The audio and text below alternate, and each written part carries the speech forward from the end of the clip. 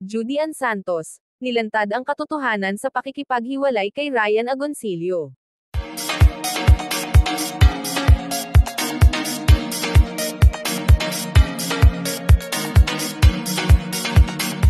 Sa isang emosyonal na panayam, tuluyang nilantad ni Judy Ann Santos ang katotohanan sa likod ng kanyang pakikipaghiwalay sa asawang si Ryan Agoncillo.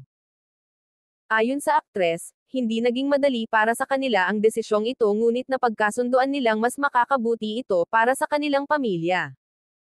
Inamin ni Judy Ann na ilang taon na rin nilang sinusubukang ayusin ang kanilang relasyon sa kabila ng mga personal na hamon.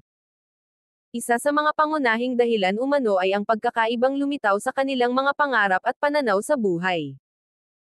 Gayunpaman, iginiit niya na nananatili ang respeto at pagmamahalan nila para sa isa't isa bilang magulang. Hindi ito pagtatapos, kundi panibagong simula, pahayag ni Judy Ann habang pinipigilan ang luha.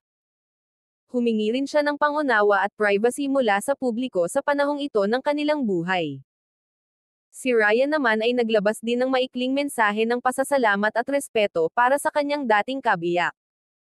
Bagamat ikinabigla ito ng maraming tagahanga, suportado pa rin nila ang desisyon ng mag-asawa.